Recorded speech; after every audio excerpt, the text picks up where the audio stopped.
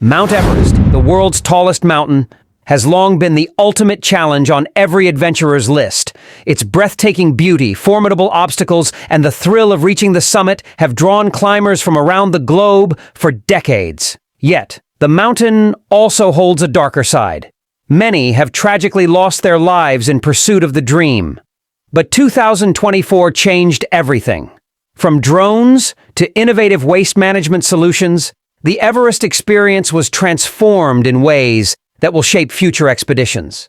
Let's take a closer look at the developments, controversies, and challenges that unfolded in 2024 and forever altered the Everest experience.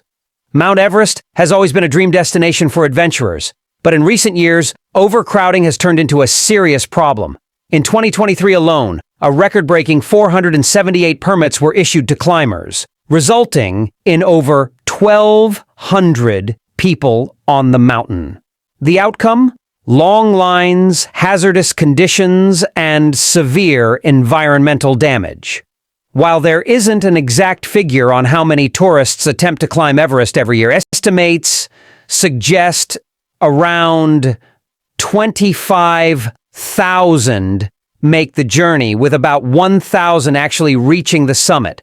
With numbers like these, it's no surprise that Everest's base camp often feels more like a bustling town than a remote staging area. It's been this way for years, filled with people and even businesses as more climbers flock in annually to try their luck at reaching the top. Traditionally, Everest Base Camp has been the heartbeat of the climb, a launching pad for summit attempts and a lively community. Climbers, guides, and trekkers could take a break in bustling cafes, grab a warm meal, or chat over coffee in makeshift bars and shops. But for hardcore adventurers with their eyes on the summit, don't you think all that activity might be a bit distracting? Apparently, the Nepali government thought so too. In 2024, they decided to ban all commercial ventures at base camp, aiming to reduce distractions and restore the gravity of the climb. And just like that, one of the biggest changes to Everest was made. Gone are the lively conversations over coffee and the comforts of freshly prepared meals from local businesses. Now, climbers are fully reliant on their teams, forcing a sharper focus on the expedition itself. The goal? To preserve the sanctity of Everest and highlight its raw, untamed nature. But not everyone agrees with the government's view. Many critics argue that this change takes away the sense of camaraderie and human connection that made base camp feel like a lifeline in such a harsh environment. So, what do you think? Is this a step toward restoring Everest's spirit, or is it robbing climbers of an invaluable support system? Adding to the growing sense of commercialization was the appearance of a massive billboard at the entrance to base camp. This glossy advertisement replaced the iconic rock landmark that once marked the climber's arrival, a symbol of adventure and achievement. For many, this change didn't add to the thrill of the journey. Instead, it felt like a reminder of how Everest was becoming increasingly commercialized. Some climbers even said it felt more like visiting a theme park than setting out to conquer one of the world's last great wildernesses. However, one of Everest's long-standing challenges finally saw some attention in 2024. The clash between foreign climbers and local Sherpas. Sherpas, the backbone of every Everest expedition, often find themselves dealing with climbers who are either inexperienced or overly ambitious. Many underestimate the mountain's dangers, ignore safety protocols, and recklessly push to reach the summit. This issue had become so widespread that in 2023 Mingmayi Sherpa, a veteran guide, openly voiced his frustration. He attributed a high number of deaths to ill-prepared climbers who refused to listen to advice or follow safety measures. The rising number of fatalities eventually caught the government's attention. In 2024, the Nepali government decided to tackle the problem using technology. They introduced mandatory electronic tracking chips for all climbers. The idea was simple. These chips would improve search and rescue efforts. But before we call this a groundbreaking solution, here's the catch. The technology isn't foolproof. Reco reflectors, the chips they chose, require bulky detectors that don't work well above 23,000 feet. And guess what? That's exactly where most deadly accidents and rescues happen. Experts argue that instead of relying on flawed tech, better training for climbers and stricter enforcement of guide responsibilities would make a bigger difference. Some Sherpas even suggested sticking to a traditional measure.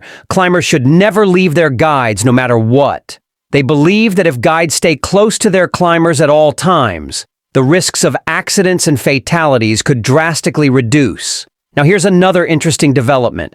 In 2024, new regulations mandated that all gear and supplies be transported to base camp by local porters and yaks. Helicopter transport, once a quick and efficient way to move equipment, was completely banned. The goal? To reduce the environmental impact of helicopters and support the traditional yak herding economy, giving the local community a bigger share of the tourism benefits. While the idea sounds noble, it hasn't been without its challenges. The problem? There simply aren't enough yaks to keep up with the growing demand. This shortage has led to delays and logistical nightmares for expeditions, revealing the tricky balance between preserving tradition and addressing the realities of modern-day climbing. On the flip side, while helicopters faced restrictions, drones emerged as an unexpected hero on Mount Everest. The DJI Flycart 30, a cutting-edge drone capable of carrying payloads up to 33 pounds, was introduced to assist with Everest expeditions. This drone proved its worth by transporting oxygen canisters, supplies, and even waste between camps, navigating the harsh conditions of the South Slope with surprising ease. It could reach altitudes beyond the range of helicopters, making it especially useful in areas where air travel was no longer feasible, like the oxygen-free zones.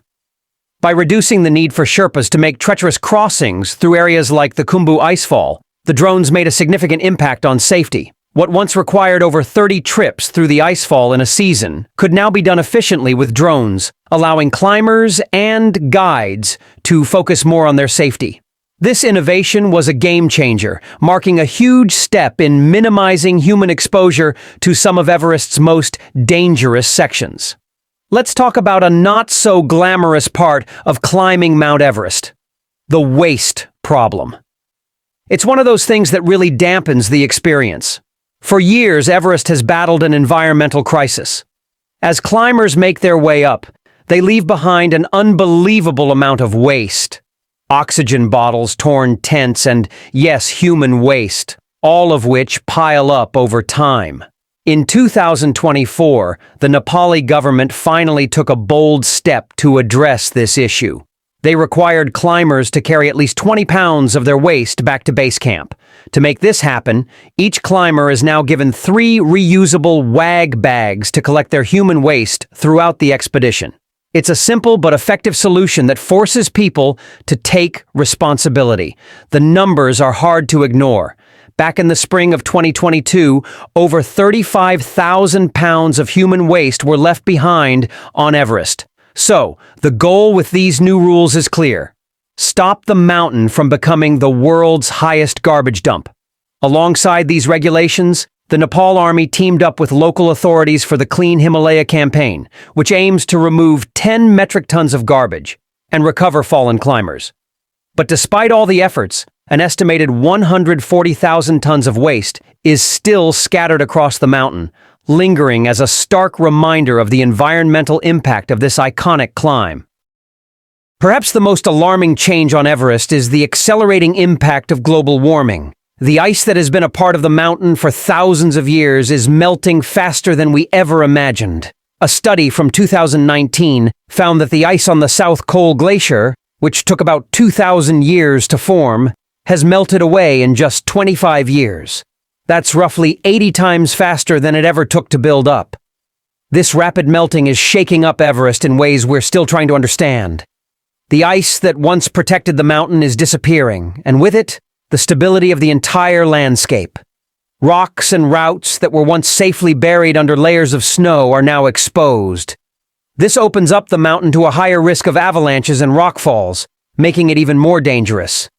The Khumbu icefall, which we'll talk more about in a bit, has always been one of the deadliest parts of the climb. But now, with warming temperatures weakening the ice, it's even more unpredictable. Climbers are now having to navigate a mountain that's constantly changing beneath their feet, where every step can bring new challenges and risks. In the shadow of Mt Everest, the Khumbu icefall has always stood as one of its most iconic and dangerous features. Located just above base camp, this perilous section of the mountain sits at an altitude of over 5,500 meters. It's a constantly shifting glacier, a frozen labyrinth of crevasses, towering ice blocks, and sharp pinnacles that have a habit of collapsing without warning. Climbers navigating this terrain rely on ladders and ropes to cross yawning gaps, each step a calculated risk. But the danger has only intensified in recent years, with global warming making the icefall even more unpredictable. Rising temperatures are accelerating the melting and shifting of the ice, causing frequent collapses and avalanches that threaten climbers, regardless of their experience.